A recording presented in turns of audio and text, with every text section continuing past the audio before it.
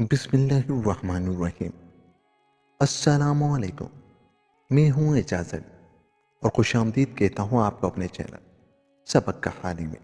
مگر آگے بڑھنے سے پہلے آپ سے گزارش ہے کہ آپ نے ابھی تک ہمارے چینل کو سبسکرائب نہیں کیا تو تھوڑی سی تکلیف کر کے ہمارے چینل کو سبسکرائب کر لیں۔ چلتے ہیں آج کی کہانی کی طرف۔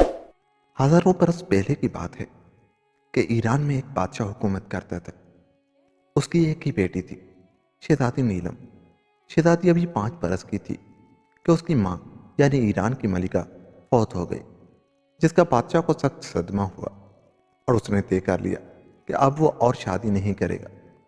اس طرح بادشاہ شہزادی نیلم کی پرورش میں مشغول ہو گیا، لیکن درباریوں نے بادشاہ کو مجبور کرنا شروع کر دیا کہ وہ دوسری شادی کر لے۔ پہلے تو بادشاہ صاف انکار کرتا رہا، لیکن آخر مجبور ہو گیا اور اس نے پڑوسی ملک کے بادشاہ کی بیٹی سے شادی کر لی۔ اس شادی کے باوجود بادشاہ شہزادی نیلم کا بہت خیال رکھتا۔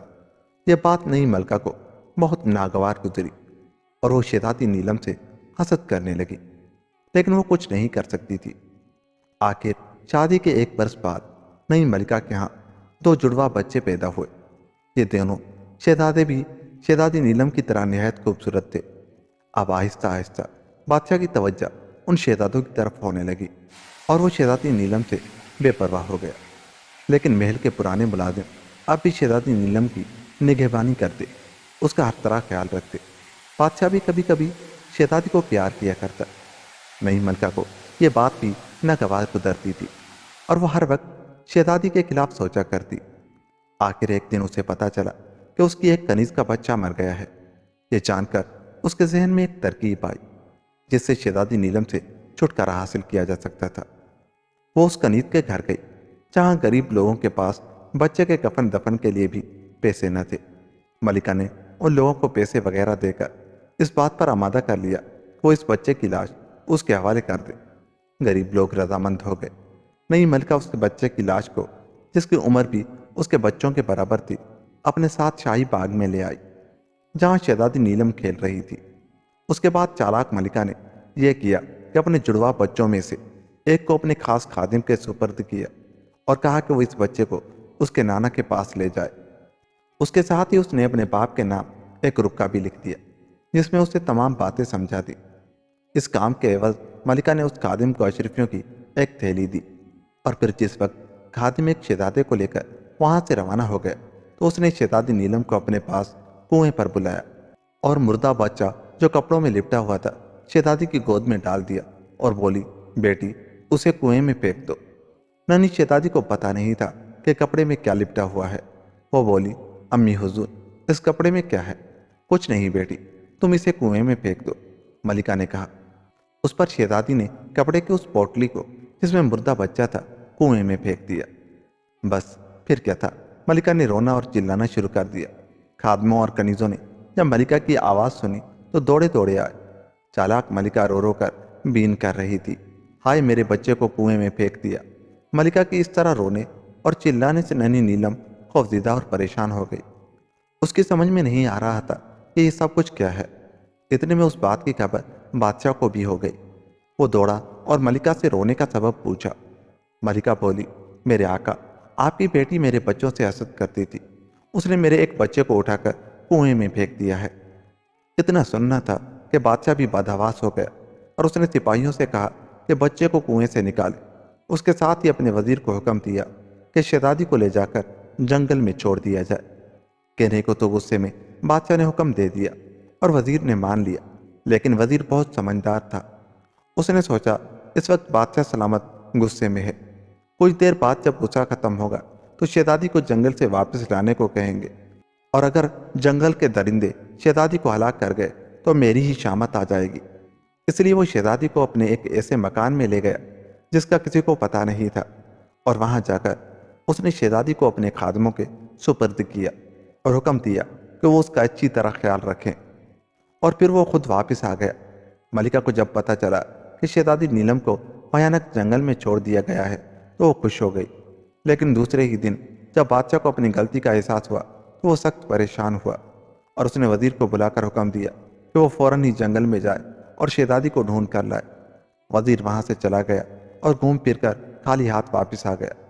وزیر جانتا تھا کہ نئی ملکہ شہزادی کی جان کی دشمن ہو رہی ہے۔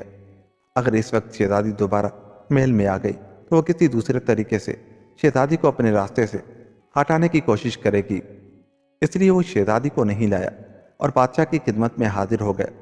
بادشاہ نے جب وزیر سے شہزادی کے بارے میں پوچھا تو اس نے کہا، حضور، میں نے جنگل کا چپا دیکھ ڈالا لیکن شہزادی کا کہیں پتہ نہیں چلا۔ ہاں، ایک جگہ مجھے شہزادی کی پھٹی ہوئی فراق ملی ہے جس پر خون کے دھبے لگے ہیں۔ میرا خیال ہے کوئی درندہ شہزادی کو کھا گیا ہے۔ اتنا سننا تھا کہ بادشاہ کا صدمے کے مارے برا حال ہو گیا، مگر ملکہ جو بادشاہ کے قریب ہی بیٹھی ہوئی تھی بہت خوش ہوئی۔ شہزادی نیلم وزیر کے گھر میں پرورش پانے لگی۔ وزیر اسے اپنی اولاد کی طرح چاہتا تھا۔ دن گزرتے گئے اور شہزادی نیلم جوان ہو گئی۔ ایک رات بادشاہ نے ایک خواب دیکھا۔ دن چڑھا تو اس نے اپنی ملکہ اور وزیر کو بلا کر کہا، میں نے رات کو خواب میں ایک نہایت خوبصورت سنہری پرندہ دیکھا ہے جس کے پروں سے سنہری شعاعیں نکلتی ہیں۔ میں یہ چاہتا ہوں کہ ڈنڈوری دی جائے کہ جو شخص اس پرندے کو لائے گا اسے انعام میں آدھی سلطنت دی جائے گی۔ یہ بہت بڑا انعام تھا۔ ملکہ نے سنا تو دنگ رہ گئی۔ وزیر نے یہ بات گھر آ کر شہزادی نیلم کو بھی بتائی تو وہ بولی، بابا، آپ نے مجھے اپنے بچوں کی طرح پالا، اچھی تعلیم و تربیت دی، میں اب اس قابل ہو گئی ہوں کہ کسی بھی شہزادے کی طرح کسی مہم پر جا سکوں۔ آپ مجھے اجازت دیں، میں بادشاہ سے اجازت لے کر اس مہم پر روانہ ہوں گی اور انشاءاللہ ضرور کامیاب لوٹوں گی۔ وزیر نے جو یہ سنا تو سخت پریشان ہوا۔ آخر اس نے شہزادی کو اس شرط پر اجازت دے دی کہ وہ مردانہ لباس میں جائے گی۔ شہزادی رضامند ہو گئی اور مردانہ لباس پہن کر تلوار اور تیر سنبھالے بادشاہ کے دربار میں پہنچی اور اپنے آنے کی غرض بیان کی۔ بادشاہ نے تالی بجائی تو ایک سپاہی تشتری لے آ گیا جس میں اشرفیوں کی تھیلی تھی۔ بادشاہ نے کہا، نوجوان جو شخص بھی اس مہم پر روانہ ہوگا یہ تھیلی اس کے لیے ہے۔ اب یہ الفاظ بادشاہ کے منہ ہی میں تھے کہ ملکہ کا اشارہ پا کر شہزادہ جلدی سے آگے بڑھا اور اس نے اشرفیوں کی تھیلی اٹھائی اور بولا، ابا حضور، یہ کام میں خود انجام دوں گا۔ یہ دیکھ کر بادشاہ انکار نہ کر سکا۔ شہزادی جو کہ مردانہ لباس میں تھی اسے کوئی بھی پہچان نہیں پایا تھا۔ سخت مایوس ہوئی اور واپس گھر لوٹ آئی اور وزیر کو تمام ماجرا کے سنایا اور بولی، بابا، میں اب بھی اس مہم پر ضرور جاؤں گی کیونکہ شہزادہ ابھی کم عمر اور نہ تجربے کار ہے، اس لیے میرا فرض ہے کہ میں اس کے پیچھے جاؤں تاکہ اگر وہ کسی مصیبت میں گرفتار ہو تو میں اس کی مدد کر سکوں۔ وزیر نے اجازت دے دی اور ادھر ملکہ نے پہلے ہی اپنے ایک خادم کو بھیج کر اس شہزادے کو بلایا تھا اور اس کے بھائی سے ملاتے ہوئے اسے تمام باتوں سے آگاہ کر دیا تھا۔ دونوں بھائی ایک دوسرے سے مل کر بہت خوش ہوئے اور اکٹھے اس مہم پر روانہ ہوئے۔ اس بات کی بادشاہ کو کانوں کان خبر نہ ہوئی۔ آگے آگے دونوں شہزادے اپنے گھوڑوں پر سوار چلے جا رہے تھے اور ان کے پیچھے شہزادی نیلم مردانہ لباس میں ان دونوں کا پیچھا کر رہی تھی۔ چلتے چلتے جب شام ہو گئی تو ان دونوں کو ایک دریا کے کنارے ایک جھوپڑی دکھائی دی۔ دونوں وہاں رک کر یہ سوچ ہی رہے تھے کہ یہاں رک کر رات بسر کی جائے کہ کسی کی پکار سن کر اس طرف متوجہ ہو گئے۔ اے نوجوان، تم لوگ پردیسی ہو تو آؤ، یہاں رات بسر کر لو، اس ویرانے میں اس سے اچھی جگہ اور کوئی نہیں ملے گی۔ دونوں شہزادے اس شخص کی طرف بڑھے۔ وہ یہ نہیں جانتے تھے کہ یہ شخص ایک ٹھگ ہے، اس ویرانے میں جھوپڑی بنا کر اس لیے ٹھہرا ہوا ہے کہ یہاں سے گزرنے والے امیروں اور تاجروں کو لوٹ سکے۔ پہلے تو اس نے دونوں شہزادوں کو کچھ کھانے پینے کو دیا، بعد میں شطرنج لے کر بیٹھ گیا۔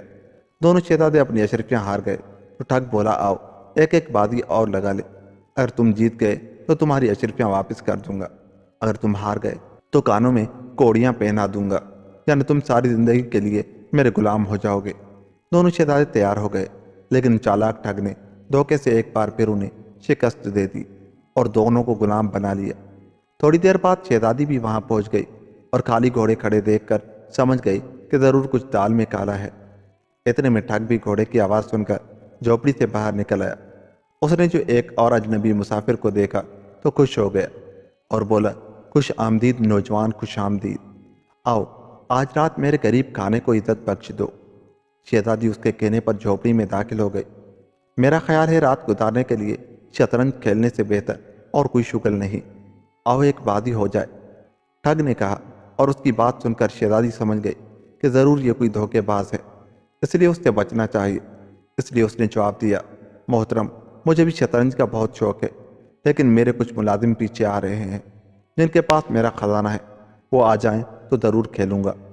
ٹھگ نے اتنا سنا تو بہت خوش ہوا۔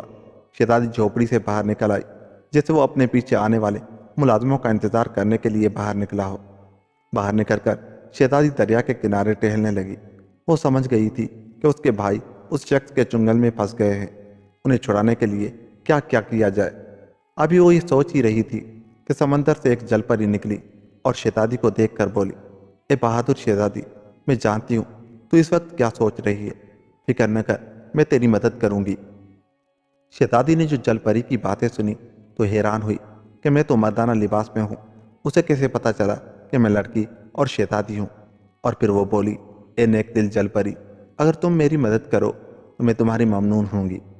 جل پری نے شہزادی کو ایک انگوٹھی دی اور بولی، اے شہزادی، اس انگوٹھی کو پہن لو، خدا تمہاری مدد کرے گا۔ یہ کہہ کر جل پری دوبارہ پانی میں غائب ہو گئی اور شہزادی جھوپڑی میں داخل ہوئی۔ ٹھگ بولا، کیوں جناب، کیا آپ کے ملازم آ گئے؟ ہاں، آتے ہی ہوں گے، چلو ہم اس وقت تک شطرنج کھیلتے ہیں، شہزادی بولی۔ اتنا سننا تھا کہ ٹھگ خوش ہو گیا اور شطرنج بچھا کر بیٹھ گیا اور اس نے اپنی شرطیں پیش کی جسے شہزادی نے منظور کر لیا۔ دونوں کھیلنے لگے، لیکن ٹھگ بڑا حیران تھا کہ وہ جو مہرہ بھی کھیلتا غلط ثابت ہوتا۔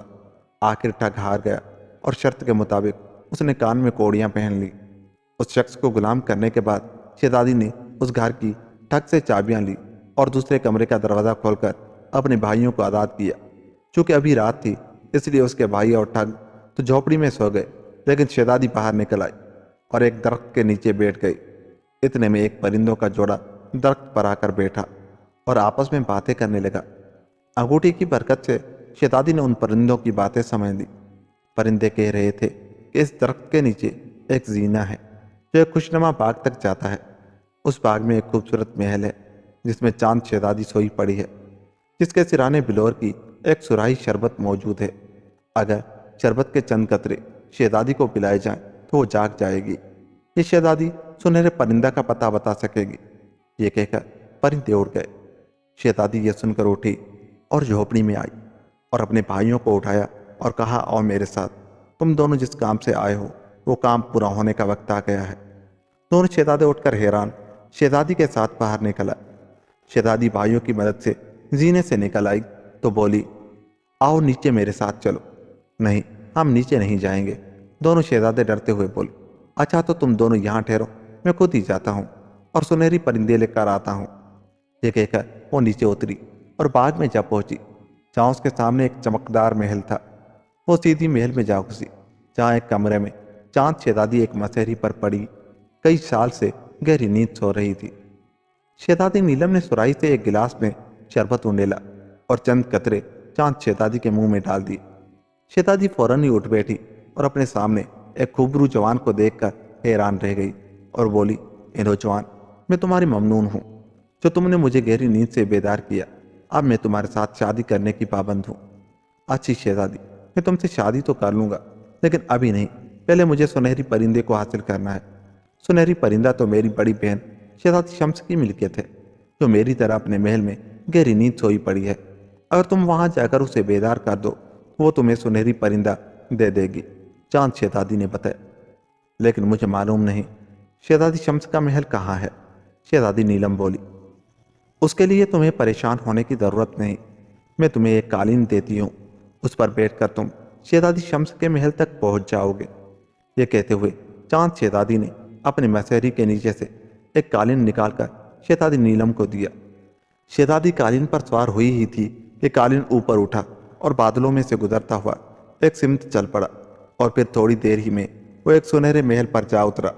شہزادی ایک زینے سے اترتے ہوئے محل میں جا پہنچی تو وہاں حال نما کمرے میں اسے مسہری پر شہزادی شمس سوئی نظر آئی۔ اس کے سرانے بھی ایک سراہی میں شربت موجود تھا۔